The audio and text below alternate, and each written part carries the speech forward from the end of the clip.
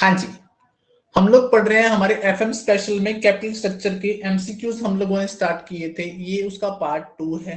Part 1 में हम लोगों ने 19 एमसीक्यूज बना लिए थे।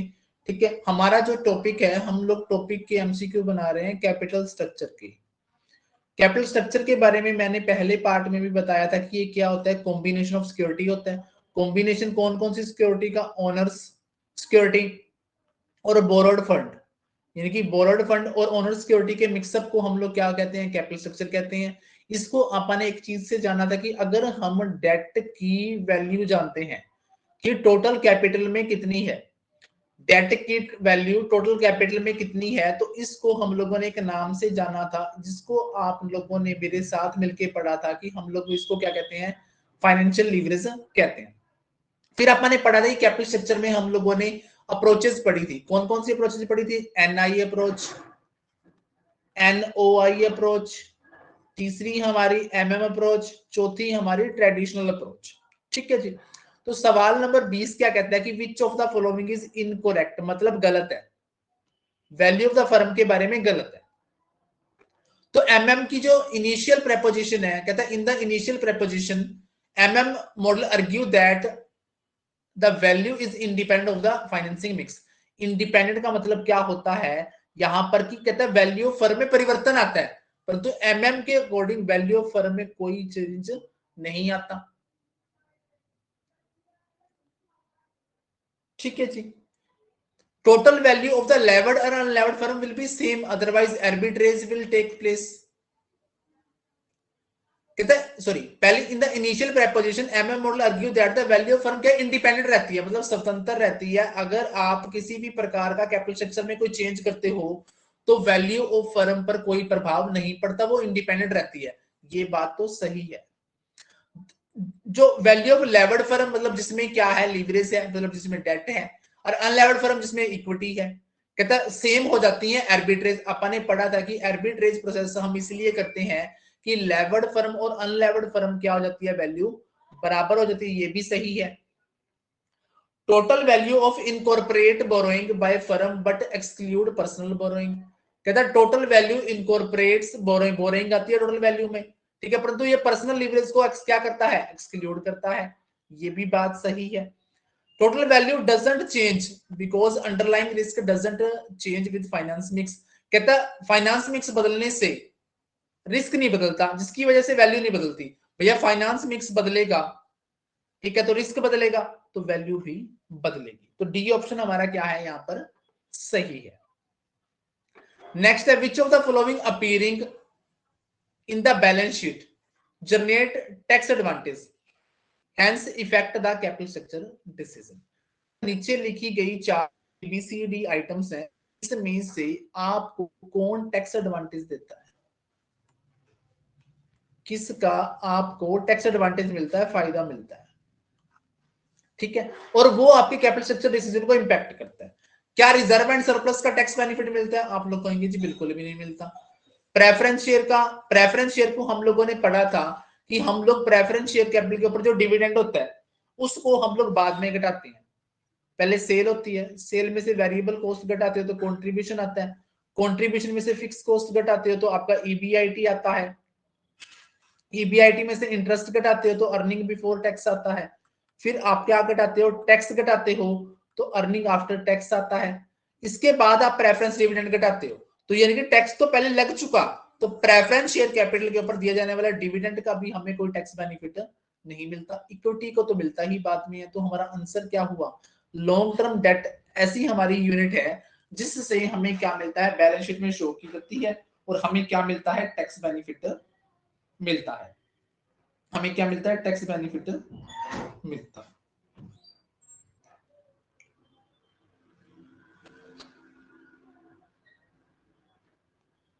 हाँ जी,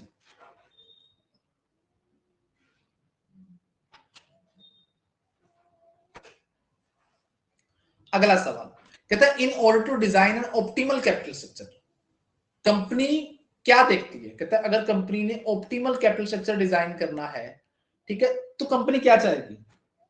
देखो, ऑप्टिमल का मतलब होता है उच्चतम। कोई भी चीज उच्चतम कब होती है? जब आपका फायदा होता है, आपका फायदा ज्यादा हो और नुकसान कम हो। सबसे पहली बात तो ऑप्टिमम कैपिटल स्ट्रक्चर की बात करने वाली अप्रोच कौन सी है? आप लोग कहेंगे जी ट्रेडिशनल अप्रोच है। कौन सी अप्रोच है? Traditional approach. ट्रेडिशनल अप्रोच को आप लोगों ने मेरे साथ मिलकर पढ़ा है कि इसको आप लोगों ने मिडवे अप्रोच भी कहा है। ये कैसे कैपिटल स्ट्रक्चर की बात करती है? ये ऑप्टिमल कैपिटल स्ट्रक्चर की बात करती है। अगली बात, ये जुडिशियस यूज ऑफ डेट की बात करती है। जुडिशियस यूज ऑफ डेट की बात करती है। ठीक है, इसमें एक बात अपन ये पढ़ी थी कि इसमें जो कॉस्ट ऑफ इक्विटी होती है वो कांस्टेंट रहती है। कॉस्ट ऑफ इक्विटी क्या रहती है? कांस्टेंट रहती है। ये बातें अपन ने पढ़ी थी। ठीक है, अब अपना जो ऑप्टिमल कैपिटल स्ट्रक्चर होगा वो कैसा होगा? देखो बच्चों, वो ऐसा होगा जिसमें आपको आपकी कॉस्ट तो पड़े मिनिमम और आपकी रिटर्न क्या आए? मैक्सिमम आए। तो इसमें आपकी जो देखो, डेट मैक्सिमाइज करने तो भैया नुकसान हो जाएगा, इंटरेस्ट ज्यादा पड़ेगा। ठीक है, डेट मिनिमम करने से हमें क्या होगा? डेट मिनिमम करने का भी हमें कोई फायदा नहीं होगा। हमारी तो क्या होनी चाहिए? हमारी तो कॉस्ट मिनिमम होनी चाहिए या फिर रिटर्न मैक्सिमम होनी चाहिए। ठीक है, इक्विटी कॉस्ट को तो हम लोग छेड़ ही नहीं सकते। अगर डेट बढ़ेगा तो इक्विटी कॉस्ट हमारी ऑटोमेटिकली क्या हो जाती है? कंपैरिजन करने में रिस्क बढ़ जाता है, तो ये बढ़ जाती है। हमारी overall cost of capital, overall cost of capital का मतलब क्या है कि जब आपकी वेटेड में आ जाएगी सारे के सारे सोर्सेज की cost, weighted average cost of capital. अब आपके दिमाग में सवाल आ गया होगा कि जी मिनिमम कॉस्ट ऑफ इक्विटी क्यों नहीं आंसर आया? भैया जो WACC होते हैं ये सारे सोर्सेज की इकट्ठी कॉस्ट होती है। डेट हो, इक्विटी हो, प्रेफरेंस हो, सबकी कॉस्ट मिलाकर हम जो टोटल कॉस्ट बनाते हैं उसको हम लोग weighted average cost of capital कहते हैं। इस वजह से अगर ये मिनिमम होगी तो हमारा कैपिटल स्ट्रक्चर कैसा होगा? ऑप्टिमल होगा। हाँ जी। Capital structure of a firm influences आर, किस किस से प्रभावित होता है? कैपिटल स्ट्रक्चर है जो आपका, वो किस किस से प्रभावित होता है? देखो, अगर आपका जो कैपिटल स्ट्रक्चर है, कैपिटल स्ट्रक्चर क्या होता है? Combination of security. Combination of security में आप क्या लेते हो? आप इक्विटी लेते हो, आप प्रेफरेंस लेते हो, आप डेट लेते हो, आप रिजर्व एंड सरप्लस लेते हो, लोन वगैरह लेते हो। अभी ये बातें, ये चीजें किस किस चीज से इंपैक्ट होंगी जब आप इनको चूज करोगे? सारे के सारे सोर्सेज का जब आप एक मिक्स बनाओगे, कॉम्बिनेशन बनाओगे, रेशियो बनाओगे, तो आप इनको किस बिहाफ पर चूज करोगे? आप इनका एक देखोगे रिस्क भी, हर सिक्योरिटी को लेने में आपका रिस्क कितना है, और एक उसकी आप देखोगे रिटर्न। दोनों की क्या देखोगे? कंपैरिजन करोगे। ठीक है, अब रिटर्न किसके लिए देखनी है? रिटर्न देखनी है मालिकों के लिए। मालिक कौन होते हैं? इक्विटी शेयर होल्डर वाले होते हैं।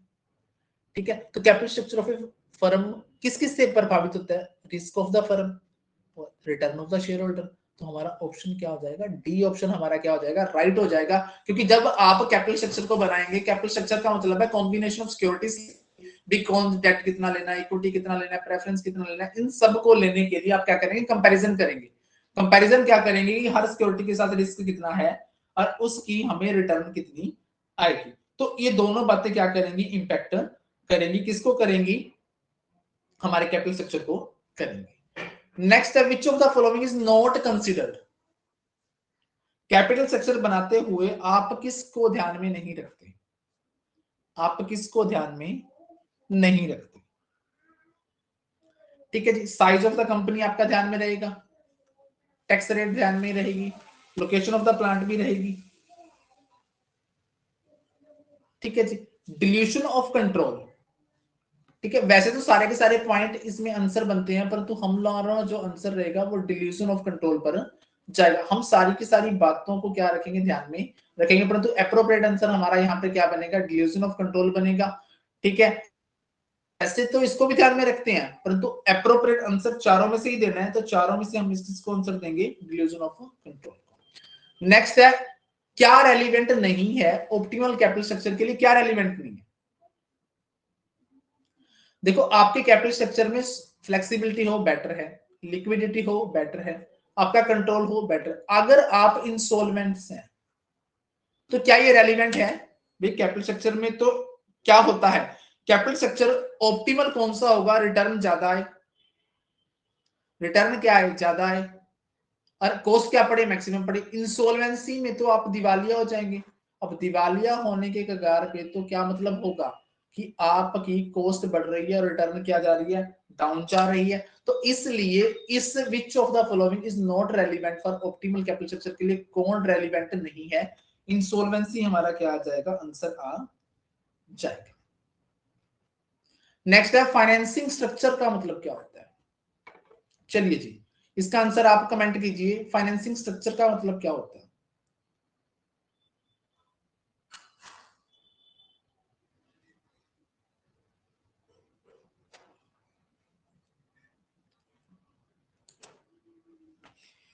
फाइनेंसिंग स्ट्रक्चर, चलिए जी, देखिए हमारी बैलेंस शीट होती है, एक हमारी करंट लायबिलिटी होती है, एक हमारी नॉन करंट होती है। एक हमारी करंट लायबिलिटी होती है, एक हमारी नॉन करंट लायबिलिटी होती है। ठीक है, इसमें आप share holder fund equity, preference, debt, reserve and surplus, loan लेते हो। एक आपकी करंट लायबिलिटी होती है, एक आपकी करंट लायबिलिटी होती है जिसमें आप TP, trade payable, bank overdraft ये लेते हो। अब एक चीज मैंने जब आपको कैपिटल स्ट्रक्चर का चैप्टर पढ़ाया था तो बताई थी कि total of liability side, total of all the liability side, total of all the liability side is called the financial structure। क्या कहलाता था, फाइनेंशियल स्ट्रक्चर। ठीक है, total of only long term liability. अगर मैं total of only long term liability की बात करूं, total of only long term liability,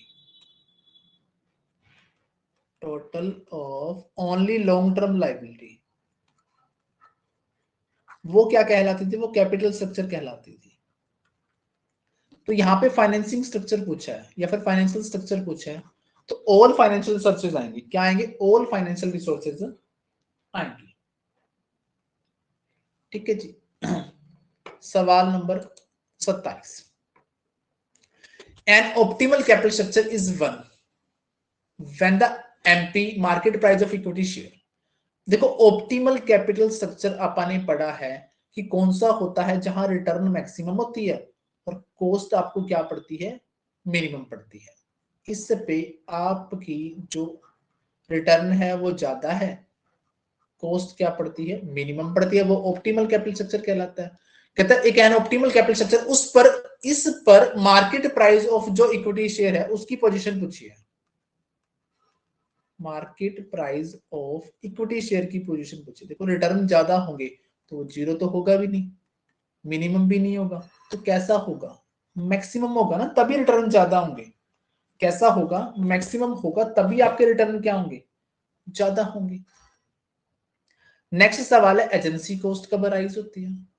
देखो एजेंसी कॉस्ट के बारे में हम लोगों ने पढ़ा था, एक चीज अगर आपको याद हो, मैंने आपको पढ़ाई थी, डिविडेंड वाले चैप्टर में पढ़ाया था कि एक होती है मैनेजमेंट,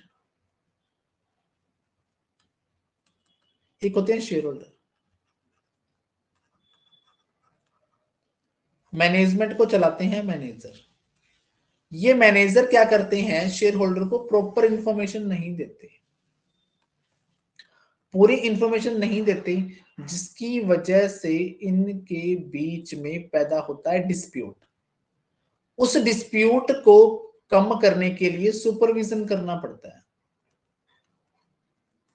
सुपरविजन करना पड़ेगा तो उस पर कॉस्ट लगेगी, उसको भी हम लोग क्या कहते हैं, एजेंसी कॉस्ट कहते हैं। क्या कहते हैं, एजेंसी कॉस्ट कहते हैं। अब ये अराइज कब होगी, अराइज तब होगी जब शेयर होल्डर को एकदम से डायरेक्टली पता चलेगा कि भैया आप लोगों की कंपनी ने तो बहुत सारा डेट ले रखा है, तो इनका रिस्क बढ़ेगा, बेचारों का खून खोलेगा, खून खोलेगा।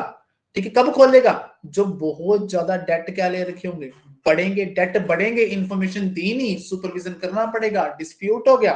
तो इस वजह से हम उसको क्या कहते हैं, एजेंसी कॉस्ट कब अराइज होती है, जब आपके डेट बढ़ जाते हैं, जब आपके डेट बढ़ जाते हैं। हाँ जी, एक सेकंड होल्ड करेंगे।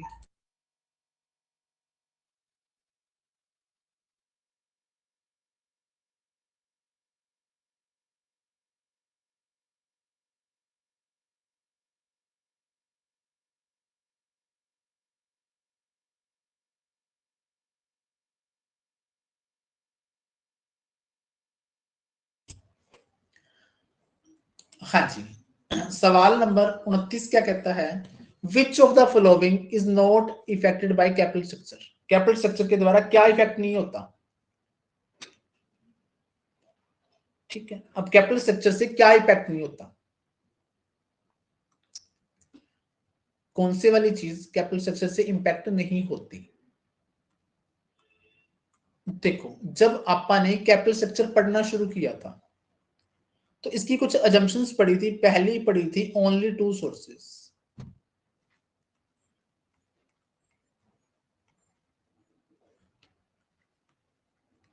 Debt equity. दूसरी पड़ी थी आपा ने size of capital structure doesn't change.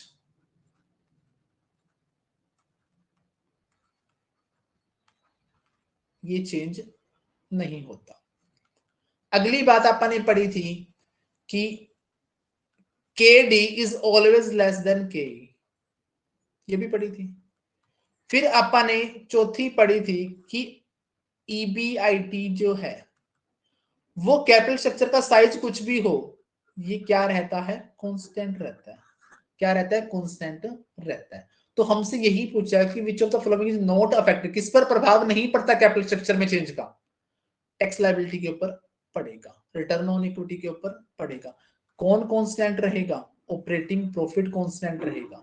Operating profit का दूसरा नाम क्या है, EBIT, earning before interest and taxes. Earning before interest and taxes. Next है picking order theory, the first priority. Picking order जो थ्योरी है इसमें जो पहली प्रायोरिटी दी जाती है, देखो हमारे पास फंड के जो सोर्सेज होते हैं, एक तो हम लोग बाहर से एक्वायर करते हैं, ठीक है, एक तो हम लोग एक्सटर्नल एक्वायरमेंट करते हैं, एक हम लोग इंटरनल होते हैं।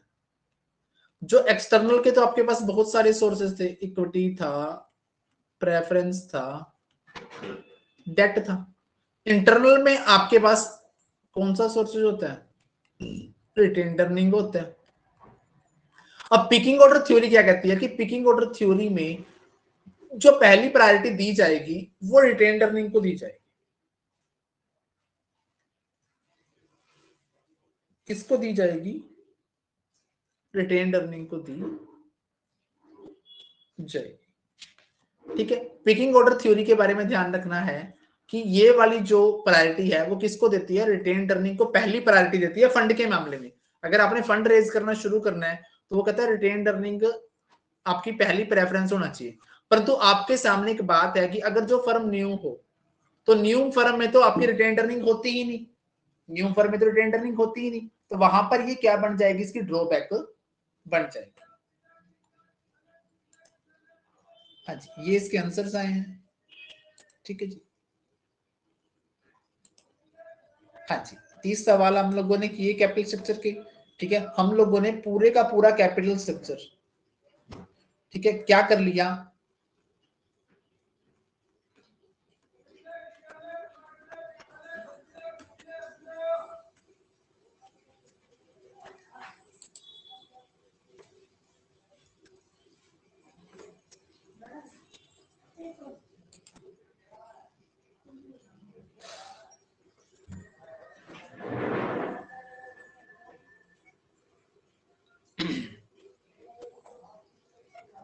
जस्ट सेकेंड, ये वीडियो रुक गई है।